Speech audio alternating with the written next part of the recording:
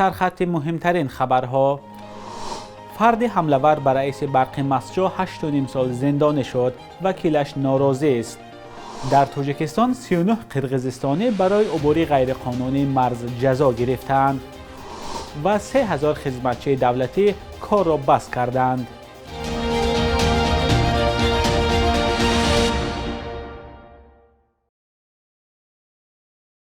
درود بیننده عزیز، خوش آمدید به برنامه نوید بامدادی. امروز 16 فوریه است.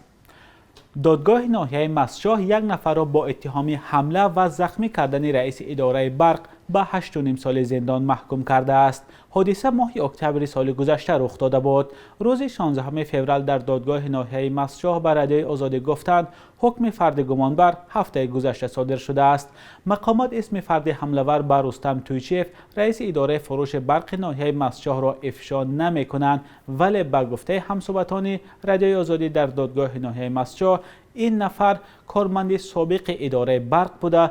دادگاه او را در سوی قصد به کشتار گنهکار دانست، ولی وکیل دفاع فردی محکوم شده از حکم دادگاه ناراضگی کرده از بالای آن شکایت کاساسیون برده است.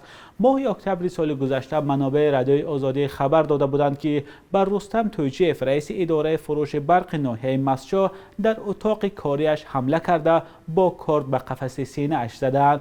گفته می شد که فرد حمله‌ور ناظر برق بود و رستم تویچیف در پی شکایت ساکنان او را از کار رانده است. تویچیف بعد این حادثه یک مدت در بیمارخانه بستری بود. در ولایت سوق در سال گذشته 39 شهروند قرقیزستان برای عبور غیرقانونی مرز بازداشت و جوابگر شدند. قرقیزستان پس از مناقشه ماه اپریل سال گذشته مرزهایش را کاملا برای تاجیکستان بست و دو کشور دهها شهروند همدیگر را با جرم‌های گوناگون بازداشت و زندانی کردند. بختیار عاقلزاده رئیس دادگاه ولایت سوق روز 15 فوریه در نشست خبری به روزنامه‌نگاران گفت سال 2021 برای عبور غیرقانونی مرز 39 نفر شهروندان قرقیزستان از روی 27 پرونده با ماده 335 مجرم شناخته شدند و طبق قانون‌های تاجیکستان به جوابگری کشیده شدند. این مقامدار گفت که تا حال هیچ شهروند کشور همسایه و شهروند تاجیکستان برای دست داشتن در نزاع‌های مرزی در دادگاه محاکمه نشدند. اسم 39 شهروند قرقیزستان که در دادگاه‌های تاجیکستان محاکمه شدند هنوز معلوم نیست و نظر آنها نیز در این رابطه هنوز دسترس نشده است. قرقیزستان نیز ده‌ها شهروند تاجیکستان را با اتهام‌های گوناگون بازداشت و زندانی کرده است. مقامات هر دو کشور این بازداشت‌ها را معمولی می‌نامند، ولی کارشناسان می‌گویند که معرکه بازداشت شهروندان از جانب دو کشور انگیزه سیاسی دارد و به خاطر فشار به همدیگر روانه شده است. فرار مغزها از تاجیکستان ظاهراً به یک مشکل جدی تبدیل شده است. از جمله رئیس آژانس خدمات دولتی گفت سال گذشته 3000 خدمتچی دولتی کار را ترک کردند. پیش از آن مقامات از کار رفتن صدها آموزگار و طبیب را نیز تصدیق کردند. هرچند مقامات این را یک روند معمولی مینامند، اما کارشناسان از کشور رفتن متخصصان را یک فاجعه برای تاجیکستان می‌دانند. ادامه موضوع در گزارش شهلای عبدالله و علیشیر ظریفی. در یک سال اخیر در تاجیکستان زیاده از 3000 خدمتچی دولتی کار را بس کردند. با نظر داشت افرادی که برکنار کرده شدند این آمار بیشتر است. از منصب‌های اشغال کرده آزاد شدند از 5501 نفر. 3106 نفر با خواهش خود، 271 نفر بنابر به سن نهایی رسیدند، 16 نفر بنابر وفات، 37 نفر با امر و فرمانهای پرزیدنت جمهوری تاجیکستان و قرارهای حکومت جمهوری تاجیکستان. این در قسمی که به خدمت دولتی ماموری ما داخل دارد. 1580 نفر بنابر گزارش آزاد شدند، در دیگر منصب تعیین شدند. 107 نفر بنابر تجدید ساختار نام آزاد شدند، تعیین شدند. از شماری عمومی خدمتچیان دولتی که کار را ترک نمودند اکثریت به مقامات محلی در ولایات راست می آمده است. بدخشان به 157 نفر با خواهش خود کار بس کردند. در ولایت سوخت 301 نفر با خواهش خود. در خطلان 742 نفر در شهر دوشنبه 162 نفر و در شهر ناحیه‌های تابع جمهوری 368 نفر با خواهش خود از کار رفتند. дар оҷонсии хизмати давлатии тоҷикистон сабаби аз кор рафтани кормандони давлатиро шарҳ надоданд, вале коршиносон ин падидаро ба сабабу омилҳои гуногун рабт медиҳанд. ки бо ин аҳвол маоши 1400 сомона 1300 сомона дар хизмати давлатӣ нобаста аз савганди худ кор мекунад. Аммо маҷбур мешаванд дигар чикор ё бо тиҷорат машғул мешаванд ё ба дар он ташкилоти хусусӣ рафта кори фаъолияти худро идома медиҳанд ё умуман ба муҳоҷирати меҳнатӣ мераванд. баъзе дигар бар инанд ки танҳо омилҳои иқтисодӣ наметавонанд сабаби аз кор рафтани хидматчиёни давлатӣ шавад. маоши миёнаи хизматчиёни давлатӣ бар асоси маълумоти расмӣ каме бештар аз 1400 сомонӣ аст. ин ниҳод мегӯяд соли сипаришуда дар пайи озмонҳо барои ишғоли вазифа 3061 нафар ба мансабҳои гуногун таъин шуданд. ба иттилои расмӣ дар тоҷикистон беш аз 18 000 хизматчии давлатӣ аст. کمیته دولتی باجخانه ازبکستان خبر داد که از یک کوشش انتقال حجم بزرگ مواد مخدر از تاجیکستان به روسیه پیشگیری کرده است.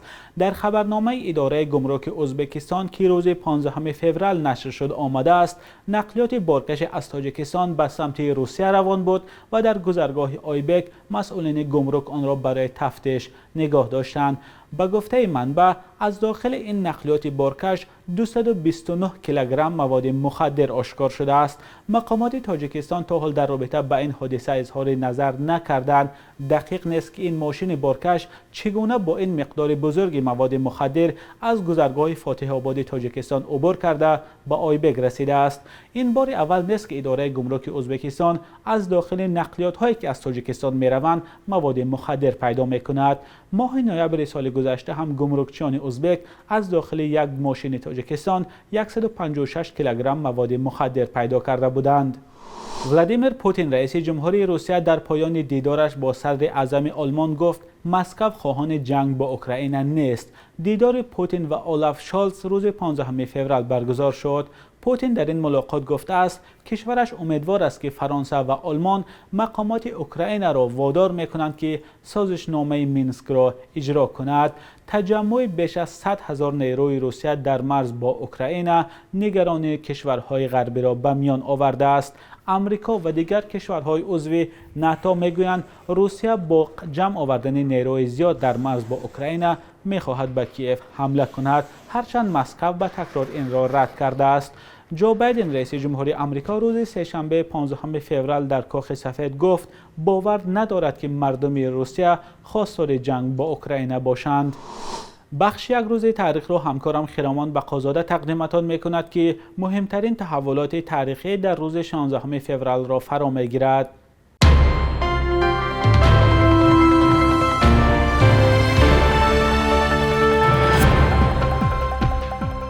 16 феврали соли 2005 бо ризоияти ширкатҳои русии Интеррау ЕС ва вазорати энергетикаи Тоҷикистон ҷамъияти саҳомии кушодаи Санктуда 1 таъсис шуд, ки то соли 2013 қудрати тавлиди барқро дар рудхонаи вахш то 670 мегаватт расонид.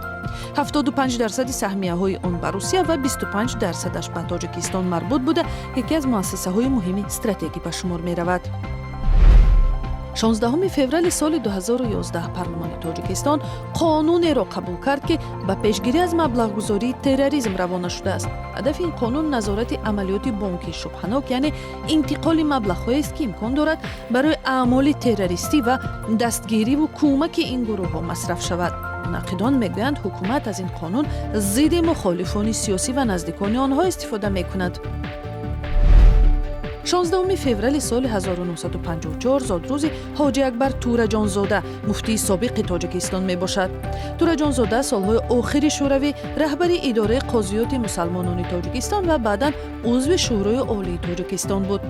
Дар мақоми ноиби аввали раҳбари иттиҳоди нирӯҳои мухолифини тоҷик ширкатдори фаъоли музокироти сулҳи тоҷикон буд ва баъдан дар мақоми муовини аввали нахуствазири Тоҷикистон кор кард. ҳоҷи Акбари Тураҷонзода баъди рафтан аз мақомҳои давлатӣ бо матбуот дар бораи корхонаи Талко, вазъи сиёсӣ ва динии кишвар суҳбатҳо мекард, вале дигар ба сиёсат барнагашт. قرب روبل روسی در برابر اسعار ملی سامانه کم بالا رفته است. حالا در بانک‌های تاجیکستان 1000 روبل روسی را به 150 سامانه عوض می‌کنند. قرب دلار آمریکایی با همچنان به تغییر بوده به 1130 سامانه برابر است.